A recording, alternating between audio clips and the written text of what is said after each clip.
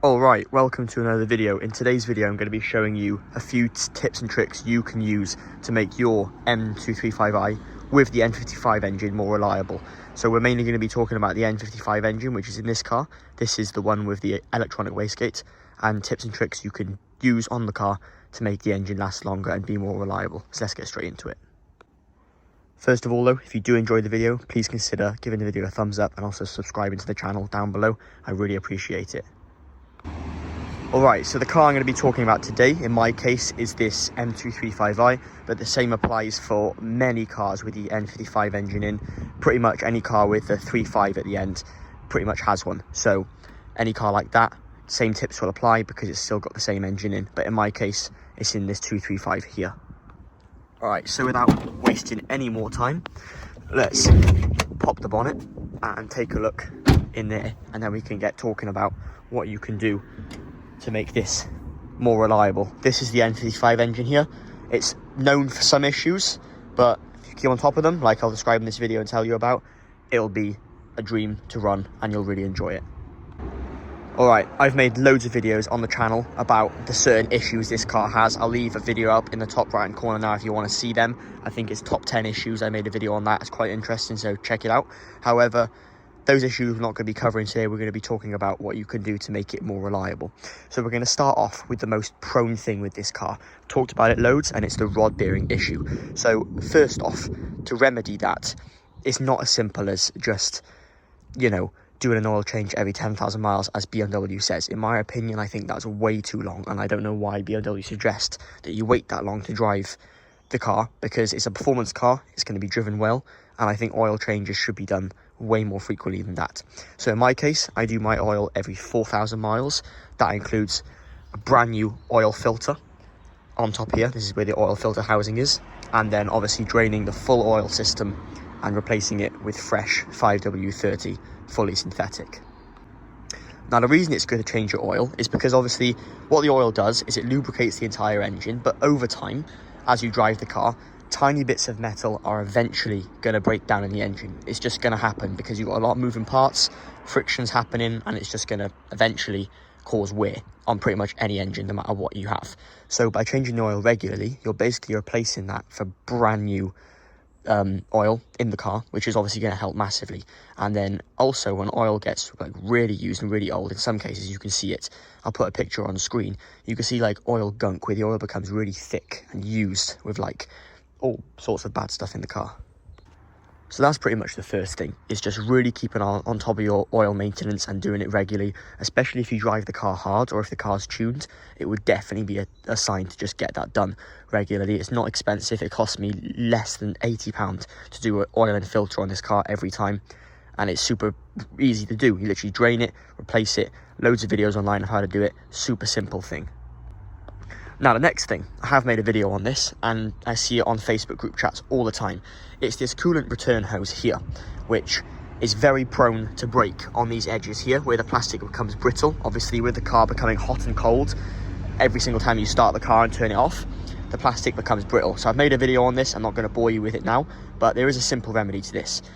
There are metal conversions you can get which are obviously going to work, and they're quite expensive, but they do work. However, the simple remedy, which I'll show you guys, is here is a simple remedy: keeping one in the boot. This is a brand new, genuine BMW one, which I keep in the back of the boot here for circumstances which I'm hoping won't happen. So I know it's not really a part you can kind of hope that doesn't go wrong. It's just a matter of time of when it does. So this one was actually replaced about 6,000 miles ago, so it shouldn't break anytime soon. However, the simple remedy is just have one in the boot ready to go. Keep it on the car. It's literally about a £30 genuine part from BMW, so it's not expensive, it's inexpensive. Get one just in case, and then when it does eventually break in any place it does, you have an instant repair that you can do straight away. And it's really simple. If you keep a flat screwdriver in the car as well, like a little toolkit, which is really handy, super easy to replace. Alright, so we've talked about the oil issues, we talked about that coolant line. They're simple remedies and pretty cheap fixes. Now something that isn't too cheap is replacing your turbo, which is in a really awkward place to change, and it's not a fun job at all. So don't get me wrong, you can get second-hand turbos off these online for reasonably priced. However, you don't know how they've been run.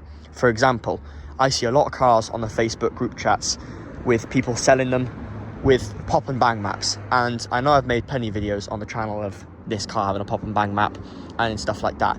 However, in my opinion, I wouldn't recommend one, and the reason I say that is because it damages the vanes on the turbo, it creates really bad back pressure, and it's just not something which the car is designed to do. So if you have a really aggressive pop and bang map or overrun map on your car, you're going to be damaging the turbo, and what that can do, that can damage the oil lines, it can damage the vanes, and then you can have loads of issues regarding the turbo, and that is not a fun job that you want to be replacing. It's a really awkward one. If you can do it yourself, then it's not too bad. However, if you're paying someone to do it, the labour charge on it is not going to be cheap. So my suggestion would be, if you're going to run a tune on the car, in which case I've made loads of videos on the channel of the MHD tune I'm using on this car, I don't have the burbles mapped in. And for one, I prefer the exhaust tone without them. I think the N55 sounds great with no after-run burbles, in my opinion. But if you run those burbles on the aggressive options, which MHD allows you to do, you're just going to be shortening the life of your turbo, and you're just asking for problems. So if you want to make the engine last as long as possible, and especially the turbo, and you don't want to replace it, then I would suggest limiting those burbles down as low as you can go. Another thing, if your turbo does go, then obviously, in my opinion, if I had it done, I would just go and completely upgrade the turbo set, because I wouldn't want to put a used turbo on the car, because I don't know how that one has been used on a different car. Now, I know we've discussed on the channel before the rod bearing issue for the N55s, so one of the other suggestions I would make is, if you're in a car park like I am now, you could be very tempted to spin the car sideways. And don't get me wrong, doing that a couple times isn't going to be the end of the world. However, because these cars suffer with rod bearing issues, what the oil does is it rushes to different corners and it can starve the rod bearings of oil. So my suggestion would be, if you can, try to withhold from doing donuts or drifting around roundabouts or putting really high G-force on the car, because the oil is going to rush to different parts. If you want to pursue that, then I would suggest you invest in some sort of baffled sump. There's loads of them out there online that you can choose from, and the reason I suggest this is because it obviously stops the oil rushing across the bottom of the oil pan and starving the rod bearings of oil. However, I don't really skid this car too much, so it's not really a concern at the moment. However, if I did get into it in the future, I would definitely consider it. But that's just another tip. Try to just withhold on doing that, and the car will obviously thank you for it and last longer.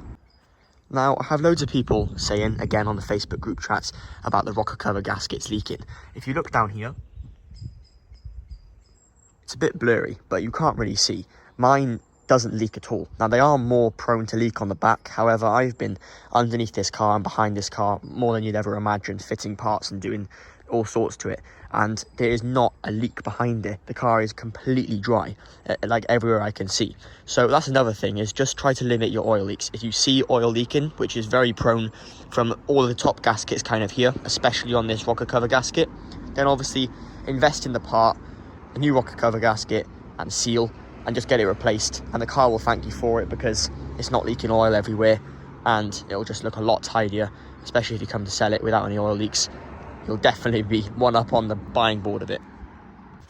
Now, I think this next tip pretty much applies for all cars. However, we can still use it for the N55 on this car.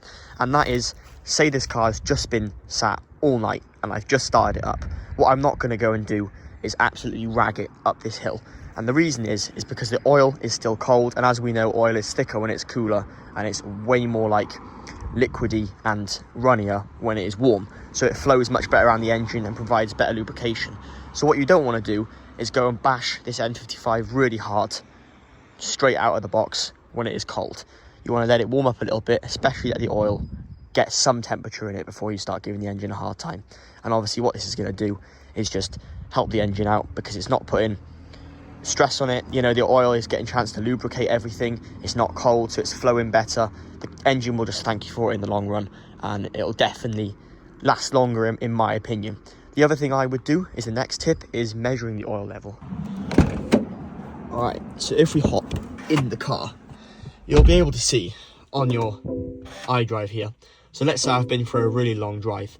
What I would do usually, when I come back in the car, if I've been driving it for a while and I've just come to sit down and ready to turn the car off, I usually just go on here, vehicle status, and I just click the measure engine button. Now, you don't have to do this. The reason I do this is because if you've been driving for a very long time and you've been giving the car a hard time, for example, if you turn the car off straight away, all of that ridiculously hot oil against the insanely hot turbo, what the turbo can do is crystallize it, and that can cause all sorts of blockages, and it's just not good. So what I do is, if you measure the temperature, it increases the RPM to just over 1,000, and what that does, it pushes the oil all around the engine as well as all the coolant, and it just gives it a second to just cool down. You're not ragging the turbo, so the turbo can cool down a little bit, the oil can flow through it, and then you're not turning it off when the turbo is glowing red, because that is not going to do it any good. So that's something you can do. You don't have to measure the oil. The only reason I do that is it just speeds up the process. If you just leave the car idling for like a minute or so, that will do the same process, the same. But if you guys have been enjoying the video so far, please consider subscribing to the channel. Got exciting things coming for this car in the future. I'm going to be bringing it to the Nürburgring, doing laps around there, going to get it fully set up for that, of course. At the moment, it's not quite ready. So if that's something that would interest you, or more common tips on the N55 and driving this thing, because it is so much fun to drive, then check out the videos on the channel and also subscribe. But apart from that, there's not really any other major things on this car, maintenance-wise, you can really help for it. It's a really solid engine, in my opinion. I mean, it's obviously not going to be as good as a B58, but I think that engine is going to have issues come the future because it has a lot more plastic parts which are going to be prone to failure. However, it is definitely leagues better than the N54. However, there's loads of things on the car, like I've talked about the charge pipe, loads of things, videos on that. I'm not going to bore you with them today, but they are the main things you can do to increase the reliability of it and improve it, because it is a very reliable engine. It's just got to be looked after right. And you know, I had this car from kind of an old owner who hadn't really driven it very hard, so it had a good life before it, and then obviously it's come into my hands and it's had a stage 2 tune whacked on it, but I've obviously kept it with the maintenance and looked after the car the same, so that it isn't just going to be bashed on a cold engine and the reliability is going to suck on it. But yeah, pretty much done underneath here, so I'm going to close that down. I have to close it side to side because of the blow-off valve doesn't really fit too perfectly. But I appreciate you guys watching as always. If you enjoyed the video, then please consider subscribing. I'll just do a couple sound checks so you guys can hear the car. But apart from that, thanks so much for watching. I'll catch you guys in the next video.